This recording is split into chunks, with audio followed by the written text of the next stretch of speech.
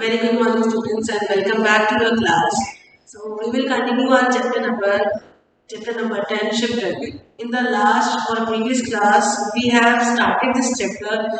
We know that how did he manage, or how did he the storm happened, and what happened to the group. And after struggling with the waves, he was just like in a bigger presence of mind and he wanted to save himself. So आज हम यही पढ़ेंगे कि किस तरीके से जो Robinson Crusoe थे उन्होंने वेव से अपने आप का सामना करा और अपने आप को सेव करके साउथ सी आइलैंड पे अपने आप को पहुंचाया।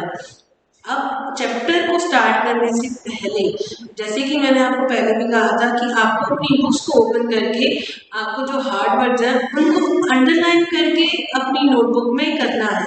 देखो चैप्टर के अंदर हमेशा ग्रामर ही अवेलेबल रहती है because being in the part of English grammar is a base for every understand. So जो भी आपको चीजें इसमें दिखती हैं आपको बहुत सारी वर्ब्स दिखने को मिलेंगी, बहुत सारे इसमें जैरवेंट भी हैं, तो प्रीपोजिशन भी हैं, तो साथ के साथ आप वो भी कवर अप करेंगे ताकि आपको प्रॉब्लम फेस नहीं करनी पड़ेगी। करेक्ट? तो चलिए स्टार्ट करते हैं चैप्टर को रीड करना। The wave that came upon me again worried me at once 20 or 30 feet deep in its own body, and I could feel myself carried with a mighty force and swiftness towards the shore of very quickly. But I held my breath and assisted myself to swim still forward with all my might. I was ready to burst with holding my breath when I was felt myself rising up. So, to my immediate relief, I found my head and hands shoot out above the surface of the water. And though it was not 2 seconds of that time, I could keep myself so, yet it relieved me greatly, gave me breath and new courage. अब जैसे कि वो जैसे ही अपने आप को पहले आपने देखा था कि वो अपने आप को कोशिश कर रहे थे बाहर निकालना, लेकिन उतने में क्या आ जाती है वेव दोबारा उनके ऊपर आ जाती है रॉबिन्सन क्रूसो के पास और उनको फिर से पानी में बहा के ले जाती है। कितना गहरा बहा के ले जाती है? 20 से 30 फीट डीप ले जाती है और उनको दिख रहा था कि उन पे बहुत ज़्यादा माइटी फोर्स यानी कि बहुत ताकतवर फोर्स जो है उन पे लग रहा है। और स्विफ्टनेस क्या होता है? इजीनेस यानी कि बहुत ही आराम से जो है अपने आप को जो है शोर से यानी कि किनारे से उनको दूर लेके जा चुकी है। उन्होंने अपनी ब्रीथ को यहाँ पर उनका क्या था? अपने ब्रीथ पर कंट्रोल था। उन्होंने अपनी ब्रीथ को जो है होल्ड करके यानी कि अपनी होल्ड को बचा के रखा, उस पर होल्ड रखा यानी कि उस पर कंट्रोल रखा एंड अपने आप को तैरने के लिए असिस्ट करना होता है कि किसी चीज के लिए कुछ स्टार्ट करना, किसी को आगे बढ़ाना। Still forward with all my might. Might फिर भी आपको मैं बता रही हूँ पावर होता है माइट का मतलब। वो अपने आप को बर्स्ट यानी कि अपने आप को तैयार थे कि किस तरीके से उनको अपनी ब्रीथ को कंट्रोल करके आगे की तरफ जाना है और फिर से वो अपने आप को बाहर की तरफ यानी कि शोर की तरफ लेके जाने की पूरी पूरी क्या कर रहे थे? कोशिश कर रहे थे। और एक उनको जो है इमीडिएट का होता है जल्दी से। इमीडिएट का मतलब है कि इंस्टेंट कोई काम हो जाना। रिलीफ का मतलब होता है कि थोड़ी सी शांति मिलना, थोड़ी सी तसल्ली मिलना। अब उन्होंने कहाँ पर देखा? उन्होंने अपना हेड और हैंड्स को सरफेस ऑफ द वाटर यानी कि बिल्कुल किनारे पे देखा, पानी के किनारे पे, और उनको 2 सेकंड भी नहीं लगे कि वो फिर से पानी में चले गए। लेकिन 2 सेकंड के लिए जो उनको सांस वहां पर मिला था उससे उनको बहुत ज्यादा क्या हुई थी? रिलीफ यानी कि थोड़ी सी आप ये बोल सकते हो कि शांति, और आप ये बोल सकते हो कि रिलैक्सेशन मिल गया था उनको और एक नया साहस भी कि अब तो कुछ भी हो जाए मुझे इन वेव से जो है लड़कर बाहर निकलना ही है। I was covered again with the water a good while, but no so long. But I held it out, and finding the water had spent itself and began to return. I struck forward against the returns of the waves and felt ground again with my feet. I stood still a few moments to recover the breath. until the water went from me and then took to my heels and run with the what strength I had further to the shore. अभी 2 second के बाद उनको करज मिला था, उसके बाद भी उन्होंने क्या किया, अपने आप को उस समुंदर में, उस पानी के अंदर अपने आप से हार नहीं मानी। इतने बड़े समुंदर से और इतने बड़े तूफान से उन्होंने हार नहीं मानी और वो कंटिन्यू रहे। जो भी 2 सेकंड का उनको जो है अपने आप में थोड़ा सा भी उनको ब्रीथ मिल रही थी, वो उसके साथ क्या थे, कंटिन्यू थे। कंटिन्यू होने के बाद वो यही कोशिश कर रहे थे कि कैसे ना कैसे मुझे इस समुंदर से बाहर निकलना है, इस तूफान से बाहर निकलना है। वो क्या रहा था कि 2-2 सेकंड के बाद उनके पैर या फिर हाथ जो है वो पानी सरफेस पे टच हो रहे थे। इसी से उनको क्या रहा था कि एक नया कॉन्फिडेंस, एक करेज उनके अंदर आ रहा था कि वो अपने आप को इस तूफान से क्या है, बचा सकते हैं। अभी यहाँ पर फिर से उनके पास जो जितनी भी स्ट्रेंथ लग रही थी पानी तूफान की, वो उसके कारण जो है कभी सरफेस पे कभी पानी के अंदर, ये उनके साथ होता जा रहा था, बैक टू बैक होता जा रहा था। अभी ना तो यहाँ पर क्या हो रहा था कि वो बिल्कुल समुद्र से बाहर जा पा रहे थे और ना ही वो समुद्र में रह पा रहे थे।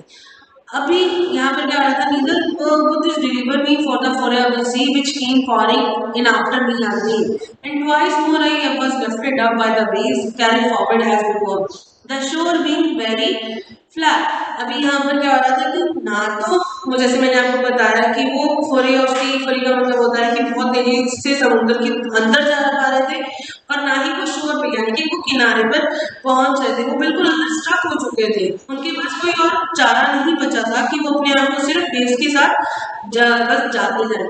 लेकिन ये नहीं था कि उन्होंने हार मानी थी। 2 बार उनके साथ ऐसा हुआ कि वो 2 बार जो है, तो इसका मतलब होता है 2 बार वहां पर वो बाहर भी गए, अंदर भी आए, लेकिन उन्होंने ये कहा कि शोर बीइंग वेरी फ्लैट, वो बिल्कुल चपटा मतलब बिल्कुल सीधा हो चुका था शोर किनारा।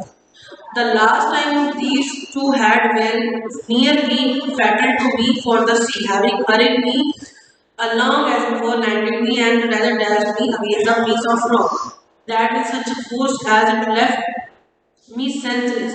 अब यहाँ पर ये 2 बार मेरे साथ हुआ कि मैं किनारे पे पहुंच के जो है बिल्कुल वहां पर क्या हो गया कि वहां से दूर आ गया। यहाँ पर फैटल का मतलब ये है कि एक फेल हो जाना, कि वो फेल हो रहे थे बार बार। क्या हो रहा था कि फेटल टू मी मतलब उनको लगा कि अब कुछ नहीं हो सकता है फॉर द सी, क्योंकि वो अभी भी तूफान बहुत तेज था, तूफान रुकने का नाम ही नहीं ले रहा था वहां पर।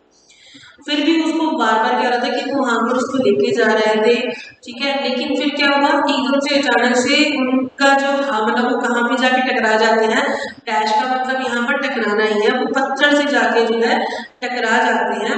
और जैसे ही वो टकराते हैं इतना ज्यादा फोर्स था कि वो उनको उसके पूरी बॉडी को सेंसलेस कर देते हैं। मतलब कि उसको कुछ समझ नहीं आ रहा था उस टाइम पे रॉबिन्सन को कि वो अभी क्या करे नेक्स्ट। लेकिन फिर भी इंडीड हेल्पलेस, मतलब कि वाकई में इंडीड का मतलब यहाँ पर वाकई ही होता है, मतलब कि जब भी हम कोई बोलते हैं कि हाँ ये बात सच में बिल्कुल सही है, वो बिल्कुल अपने आप को उस टाइम हेल्पलेस फील कर रहे थे, क्योंकि उनके पास कुछ भी मतलब वो समझ नहीं रहा था कि व्हाट हैज टू डू, मतलब कि इस टाइम पे करना क्या चाहिए। As to my own deliverance for the blow, taking my side and breast, beat the breath, and it were quite out of my body, and had it returned again immediately, I must have been strangled in the water. But I recovered a little before the return of the waves, and seeing I should be covered again the water. अभी यहाँ पर ये हो रहा था कि लेकिन वो अब अपने आप को बचाने के लिए वो अकेले ही थे, वो किसी का सहारा नहीं ले सकते थे। Because nobody was there with him that time, क्योंकि सभी जैसे ही आपने पढ़ा था कि शिप ओवरटर्न हो गई थी, सभी अलग अलग हो गए थे, क्योंकि समुद्र में जो पूरी गेंद था वो बहुत ज्यादा क्या था, तेज था। तो अपने आप को जो है अपनी ब्रीथ पे कंट्रोल करे हुए, ठीक है, अपनी बॉडी को बिल्कुल जो है क्वाइट करके, शांत करके जो है वहां पर पड़े हुए थे, लड़ने की कोशिश कर रहे थे। क्योंकि क्या आ रहा था कि जैसे जैसे समुद्र की वेव जो है उसको जो है इमीडिएटली शोर के पास भी लेकर आ रही थी और इमीडिएटली 2 सेकंड में अंदर भी लेकर जा रही थी उनको। अब वो अपने आप को रिकवर करने की कोशिश कर रहे थे कि किस तरीके से इन वेव से क्या है उन्हें बचना है, एट एनी कॉस्ट उनको अपना सारा जोर लगाना ही पड़ेगा। स्ट्रैंगल का मतलब होता है कि पानी से लड़ रहे थे उस टाइम, जो झूल रहे थे अपने आप पर। I should be covered again the I resolved to hold fast by a piece of rope and so hold my breath. उन्होंने अपने आप जो है उस पत्थर पर फिर से दोबारा से पत्थर को पकड़ लिया था और अपनी ब्रीथ को मतलब कंट्रोल में करने की कोशिश करी, यानी कि सांस लेने की कोशिश करी, if possible till the wave went back. Now as the wave was not so high as what at first, being near land, I held my hold till the wave abated and then fetched another run, which brought me so near the shore that the next wave through it went over me. It did not so swallow me up as to carry me away, and the next run I took, it go to the mainland, where to my great comfort I clambered up the cliffs to the shore and set me down upon the grass, free from danger and quite out of reach of the water. अभी जब उन्होंने पत्थर को पकड़ लिया था और सांस वहां पर क्या थी, अपने आप को मतलब दूसरी वेव आने से पहले पहले उन्होंने अपनी ब्रीथ पर क्या है कंट्रोल कर लिया था। उसी टाइम उन्होंने ये देखा कि दूसरी वेव आने से पहले जो किनारा था उनको ज्यादा पास लग रहा था, तो उन्होंने अपना पूरा माइंड लगाकर पूरे अपने आप में कॉन्फिडेंस रखकर, ठीक है, अपने आप को थोड़ी सी स्ट्रेंथ देकर उन्होंने पूरी कोशिश करी कि वो खड़े होकर जो है शोर की तरफ भागने की कोशिश करें। अबेटेड का मतलब यहाँ पर ये होता है कि दोबारा आपको आकर दोबारा अंदर ले जाए, उससे पहले उन्होंने फैच का मतलब है पकड़ना, उन्होंने दोबारा एक दूसरी दौड़ लगाई जोर से, ठीक है, जो कि उनको बिल्कुल किनारे के पास ले गई ताकि नेक्स्ट वेव आने से पहले पहले वो बिल्कुल अपने सेफ साइड में पहुंच जाए। और सवालों का मतलब जैसे भी आपको पता है निकलना, तो जो उनकी नेक्स्ट रन थी यानी कि जो उन्होंने दौड़ लगाई थी उस दौड़ से वो कहाँ पर पहुंच गए थे, डायरेक्टली मेन आइलैंड पे पहुंच गए थे। मेन आइलैंड पे पहुंचने के बाद एज यू नो कि वहां पर उनको एक ग्रेट कंफर्ट मिला और वो बिल्कुल जो पहाड़ियां थी, छोटी छोटी क्लिफ्स का मतलब होता है जो छोटी छोटी पहाड़ियां वहां बनी हुई थी समुद्र के पास, वहां पर वो क्लैम्बर्ड का मतलब चढ़ गए थे, वहां पे जाके वो बिल्कुल ग्रास पे जाके वहां पर सरफेस पे जाके इजीली अपने आप को बैठ गए, वहां पे सांस लिया और अपने आप को बिल्कुल सिक्योर एरिया में पानी से दूर अपने आप को उस मुसीबत से उन्होंने बाहर निकाल लिया। तो ये था आपका ये चैप्टर नंबर 10। वैसे तो ये एक चैप्टर नंबर 10 जो है देखा जाए तो एक मोरल स्टोरी है।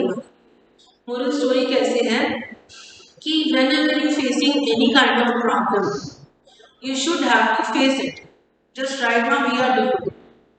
In this corona pandemic we are fighting it, we are continuing our classes, we are not missing it. I hope you all are and taking it very seriously, putting your mask whenever you going outside, mask is compulsory, it's not for the others, it's for ourselves. सो हमेशा कभी भी मुसीबत आती है हम पर, हमें अपने दिमाग को शांत करके उससे लड़ना आना चाहिए, ये हमारी एक ग्रेट स्ट्रेंथ होती है, so that we can take anything out, we can to determine to our problems, क्योंकि हम अगर अपनी प्रॉब्लम्स को डट के उनका सामना करेंगे तो नोबडी कैन फॉल अस, कोई भी हमें गिरा नहीं सकता है। तो आज के लिए इतना ही, ओके। तो आपको लास्ट में बस एक ही काम करना है, चैप्टर को आप रीड कर सकते हो मेरे साथ, आपको सिर्फ 5 क्वेश्चंस करके उनकी अपनी नोटबुक में करना है। 5 क्वेश्चन कुछ भी हो सकते हैं, ग्रामर का कुछ भी लिख सकते हो आप, ठीक है, जेरोड फॉर्म लिख सकते हो, वर्ब लिख सकते हो, तो it is very easy. So be very serious about your study and thank you so much for giving your time. Have a nice day.